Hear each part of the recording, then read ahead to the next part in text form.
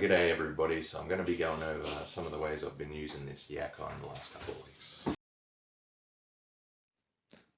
So I ended up with quite a bit from my harvest, as you can see, but it doesn't have a very long shelf life. So you can eat it raw or use it in cooking. You can preserve it by freezing it or dehydrating it. I even use some to make some jam. You can also juice it and reduce that into a syrup to use as a sweetener.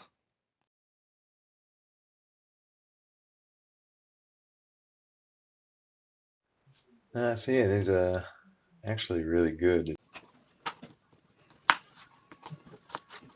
So the main way I've been eating it is just mostly adding it to curries and stir fries, fried rice, anything else that I'd usually put vegetables in. It's pretty much just like a water chestnut in curry or in a stir fry. It really doesn't have any flavour of its own, so whatever you put it in, it picks up that flavour.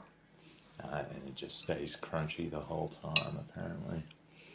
Alright, so I really want to see if I can use some Yacons like I would an apple, so I'm going to make some Yacon crumble, and we'll see how that goes.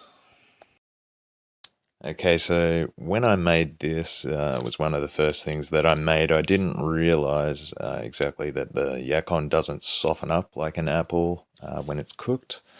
So this was a bit of a failure. Didn't taste too bad, but the texture just wasn't quite right. But if you've ever eaten an apple crumble and you've thought to yourself, I really wish this apple wasn't so soft, I wish it had the consistency of a raw apple, then you might like this. So this Yacon here, it's definitely the most productive thing that I've ever grown. I'd say probably the biggest downfall is it does not last long. You can already see these ones are going moldy here. So I'm going to have to try and use those up and preserve them. So you can just eat it raw like this. You could slice it up, put it on a salad, something like that. Actually tastes pretty good. They do get a little bit sweeter in storage after a while. So I've just got them soaking in a bit of water and a bit of lemon juice just to stop them from going brown. Right, so I'm just going to dump some in the boiling water and bring it back up to a boil for about 30 seconds or a minute, and then I'll transfer it to the ice water and I'll dry it, drain it, dry it, put it on a tray and stick it in the freezer.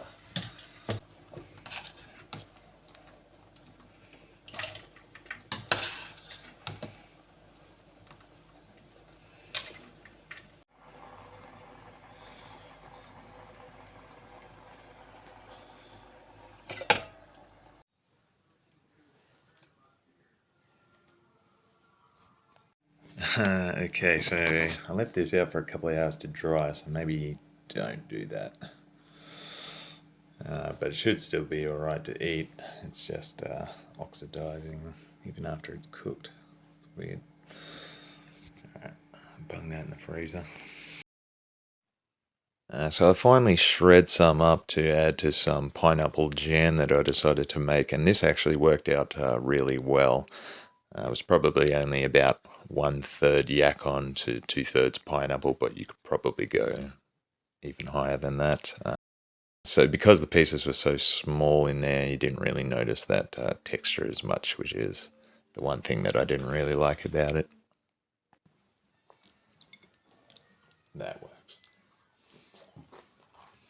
Alright everybody, thanks for watching. If you want to see some actual recipes, I'll leave a link in the corner here to Jeff Heriot's channel, because he's been growing this stuff for longer than I have, and he's got some really good recipes up on his channel. So thanks again, and I'll see you next time.